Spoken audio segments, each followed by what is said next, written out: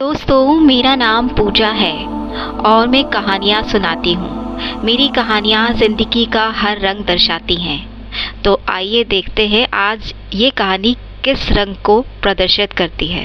नमस्कार मेरे प्यारे दोस्तों। तो आज की हमारी कहानी का शीर्षक है अग्नि परीक्षा। ये कहानी आधारित है नमिता पर, जो कि एक संयुक्त परिवार में रहती हैं, जहाँ उनकी जिम्मेदारियों में शुमार हैं उनके 2 बच्चे और उनके सास ससुर। सुबह उठकर नमिता को घर का सारा खाना बनाना होता है और अपने पति को लंच बॉक्स भी देना होता है। उसके पति अभिषेक उसके किसी भी काम में उसकी कोई सहायता नहीं करते हैं। साथ ही उसकी एक और जिम्मेदारी है, वह है उसका अपना करियर। वह कुछ महिलाओं के साथ अपने एक साड़ी का शोरूम भी चलाती है और वह शोरूम बहुत सारी महिलाओं की जीविका का स्रोत भी है। इन्हीं महिलाओं में नाम आता है वैशाली, सुमन, कंचन, वैदेही। ये घर की जिम्मेदारियां भी निभाती हैं और शोरूम का काम भी पूरा करती हैं। इसलिए नमिता का ज़्यादातर ध्यान अपने शोरूम व अपने घर के कामों में निकल जाता है। उसके लिए उसका घर व उसकी जिम्मेदारियां दोनों ही महत्वपूर्ण हैं। साथ ही सास ससुर की भी उम्र हो चुकी है और वह चिड़चिड़े हो चुके हैं। छोटी छोटी बातों में वह नमिता को डांटते रहते हैं। सच मानिए तो वह नहीं चाहते कि नमिता अपने कैरियर में ज़्यादा वक्त दे। वह चाहते हैं कि वह अपने बच्चों के साथ ज़्यादा समय बिताए और अपने घर के कामों में समय बिताए, ना कि शोरूम में जाकर महिलाओं के साथ काम करे। तो हमारी पात्रा नमिता को बच्चों, ससुराल के साथ समय बिताना होता है और कैरियर से अपने समाज में अपनी पहचान बनाने की चुनौती का भी सामना करना पड़ता है। तो ये तो आप समझ ही गए होंगे कि हमारी कहानी की मुख्य पात्रा है नमिता, जो एक साधारण सी महिला है और अपने सपनों को पूरा करने के लिए पूरी तरह से समर्पित हैं। नमिता का पति और बच्चे हैं और उनके संयुक्त परिवार की जिम्मेदारियों को संभालना भी उनके लिए चुनौतीपूर्ण होता है। अरे नमिता, नमिता, मेरे मोज़े कहाँ गए नमिता? अरे कोई भी काम तुमसे ध्यान से नहीं हो पाता है क्या? एक मोज़ा संभाल के नहीं रख सकती हूँ। पता है सुबह ऑफिस को देर होती है, पर तुम्हारा ध्यान ही कहीं और होता है। नमिता, नमिता, कितनी बार कहा है अपनी जिम्मेदारियों को समझो। यह बच्चे और घर तुम्हारी जिम्मेदारियां हैं नमिता, उन्हें देखभाल करनी होती है। नमिता को उसके पति अभिषेक ने डांटते हुए कहा। नमिता पूरी तरह से हैरान रह गई। साथ देना तो दूर, उसके काम से भी उसे हटाना चाहते हैं। यह सब बहुत ही मुश्किल होता जा रहा है नमिता के लिए, पर वह सारे काम चुपचाप और मन से करती है। अरे बहू, कहाँ हो? अरे मेरा चश्मा कहाँ रख दिया तुमने? ससुर जी ने पुकारा तो नमिता दौड़ती हुई उनका चश्मा लेकर उनके पास पहुंच गई। अरे नमिता, कहाँ हो? सब्जी जल गई है यहाँ पर। किचन में तुम्हारा बिल्कुल भी ध्यान नहीं रहता। एक हमारी बहू है, इन्हें तो बाहर जाकर हंसी ठिठोली ही करनी होती है। बस महिलाएं शोरूम में बैठकर वही तो करती हैं, नई नई साड़ियाँ बना बना कर। आजकल की बहुएं तो बिल्कुल ही हाथ से निकल गई हैं। अरे अब इस छोटू के कपड़े कहाँ रख दिए हैं? हमने नहला दिया ऐसे। सासू माँ ने नमिता को पुकारते हुए कहा। माँ, माँ, मेरी किताबें नहीं मिल रही हैं। देखिए ना कहाँ रखी हैं। एक बार देख लीजिए, कहीं अलमारी में तो आपने नहीं रख दी है। नमिता दौड़ती हुई छुटकी की किताबें लेने पहुंच गई ताकि उसे स्कूल में देर ना हो जाए। हाँ चलते हैं, और शाम के खाने में कुछ ज़्यादा बना लेना नमिता, क्योंकि मैंने कुछ दोस्तों को भी घर पे खाने के लिए बुलाया है। नमिता के पति अभिषेक ने नमिता को हिदायत दी। जी ज़रूर बना लूँगी। नमिता इसी तरीके का जीवन काफ़ी सालों से गुजार रही है। अब तो यह उसकी आदत हो चुकी है, किसी से कुछ ना कहने की और चुपचाप सब कुछ बर्दाश्त करने की। क्या ही कर सकती है? पति से कहे तो वो सुनते ही नहीं और बच्चों से कहे तो वो भी नहीं सुनते, और बेचारे सास ससुर इतने बुजुर्ग हैं कि उनसे कुछ कहते नहीं बनता। माँ, सारे काम कर दिए हैं, अब मैं अपने शोरूम जा रही हूँ। 5 बजे तक आ जाऊंगी। तब तक आप छुटकी को खाना खिला देना और छोटू को दूध पिला देना। वह सो रहा है, जब जाग जाए तो। और उसे कोई खिलौना दे दीजिएगा, वह खेलता रहेगा।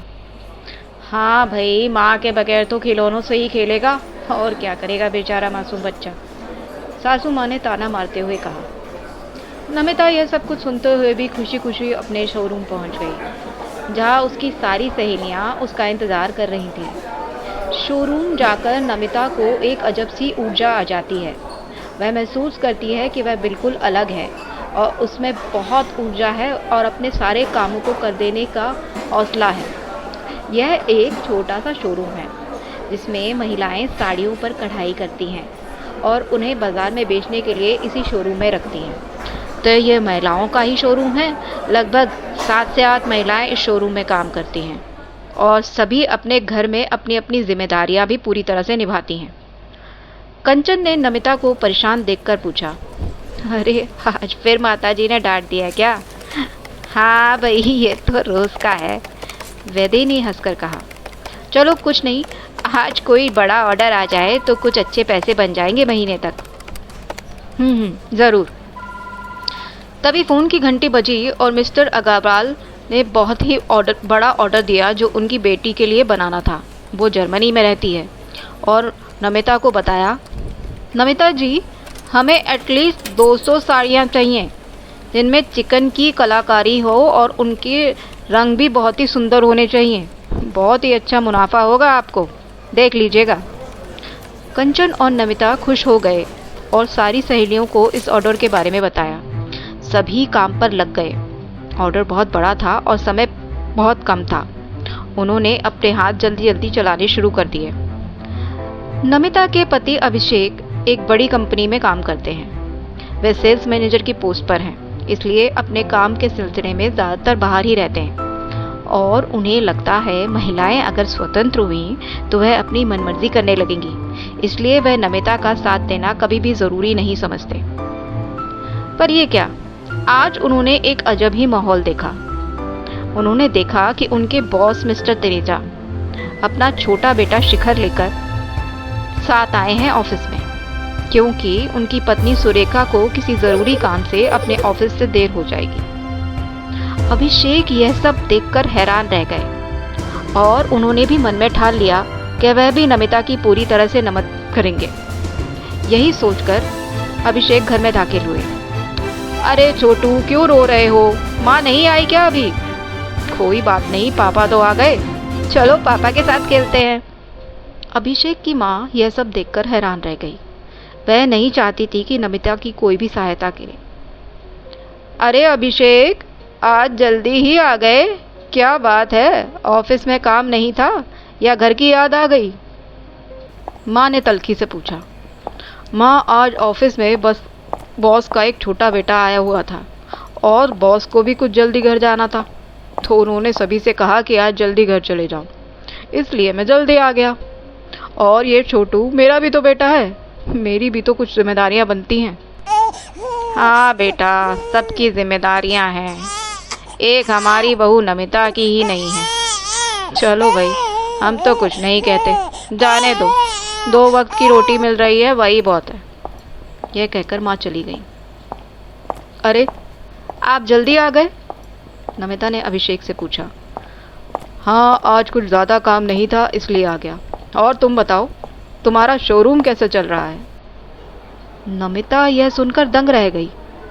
आज पहली बार अभिषेक ने के बारे में उससे पूछा था। हाँ, आपको बताना चाहूँगी, आज शोरूम में एक बहुत बड़ा ऑर्डर आया है, कम से कम 70 से 80 हज़ार का मुनाफा होगा। चलो अच्छा है, तुम्हारा काम सही चल रहा है, कुछ मदद हो तो ज़रूर बताना, अभिषेक ने कहा।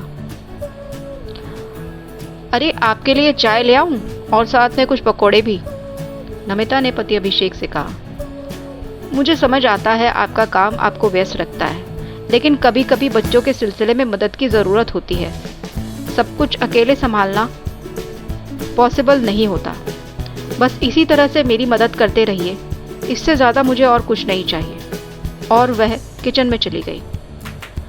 छुटकी को भी नमिता ने पास बुलाया और कहा, मुझे पता है छुटकी, माँ हमेशा पास नहीं होती, लेकिन मैं वादा करती हूँ मैं सब कुछ ठीक कर दूँगी।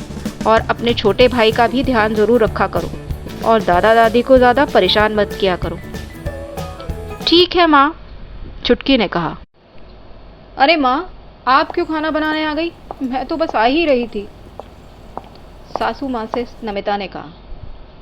सासू माँ बोली, हाँ हाँ, हमें पता है तुम्हें बहुत काम रहता है, शोरूम का भी और घर का भी, पर हमारे समय में हम सब कुछ कर लेते थे बिना किसी शिकायत किए, तो तुम क्यों नहीं संभाल सकती? समय बदल गया है माँ, और जिम्मेदारियाँ भी बढ़ गई हैं। मैं ये शिकायत नहीं कर रही हूँ, बस आपसे थोड़ा सहारा मांग रही हूँ, और आप तो देती ही रहती हैं, सहारा भी और अपना प्यार भी, बस इससे ज़्यादा और कुछ नहीं चाहिए मुझे, नमिता ने हंसते हुए कहा और खाना बनाने चली गई।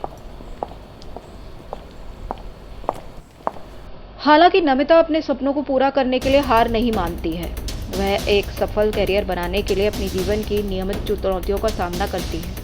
उन्होंने कई संघर्षों का सामना किया, लेकिन अपने लक्ष्य में कभी हार नहीं मानी। मैं किसी को अपने सपनों को कमजोर नहीं करने दूंगी। सभी कठिनाइयों के बावजूद मैं सफलता के मार्ग पर चलूंगी। मिस्टर अग्रवाल ने फ़ोन किया और दोबारा नमिता से पूछा, क्या मेरा ऑर्डर तैयार हो गया है नमिता जी?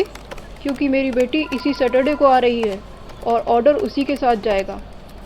हाँ अग्रवाल जी, ऑर्डर तैयार है। अग्रवाल की बेटी निहारिका शोरूम में जब अपना ऑर्डर देखने के लिए आई तो यह देखकर चकित रह गई कि पूरा शोरूम महिला कर्मचारियां ही संभालती हैं।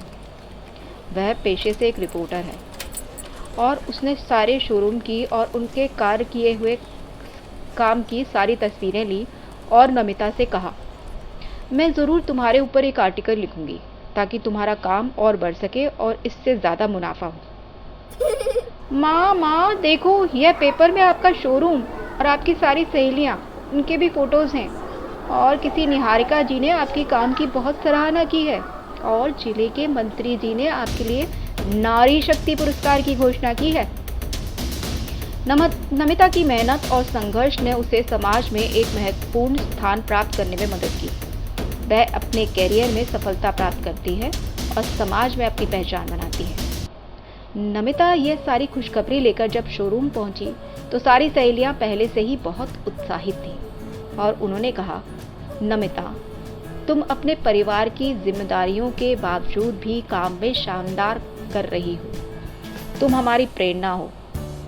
और अग्रवाल जी के अलावा भी बहुत सारे लोगों के ऑर्डर्स आए हैं आज सुबह ही, और तुम्हारे अवार्ड की भी चर्चा हो रही है। नमिता, तुमने इस शोरूम का और हमारा सर गर्व से ऊंचा कर दिया है। माना नमिता के जीवन में बहुत सारी कठिनाइयां थी, पर धीरे धीरे उन कठिनाइयों पर समय के साथ अभिषेक का साथ और सास ससुर का साथ मिलने लगा और नमिता ने अपने कैरियर की नई ऊंचाइयां छू ली। तो दोस्तों, यही थी आज की हमारी कहानी, जो ये बताती है कि घर, परिवार और एक कैरियर कैसे एक साधारण स्त्री चला सकती है और उसमें गजब की सफलता भी हासिल कर सकती है। बाकी कहानियों के लिए जल्दी ही मिलते हैं। आज की कहानी बस इतनी ही थी। मुझे यकीन है आप मेरी कहानी को लाइक, शेयर और सब्सक्राइब ज़रूर करेंगे। और हाँ, कमेंट सेक्शन में ज़रूर बताएं कि ये कहानी कैसी लगी और कौन कौन सी नई कहानियाँ आप सुनना चाहते हैं। मिलते हैं अगले नई कहानी में और अपना बहुत ख्याल रखिएगा।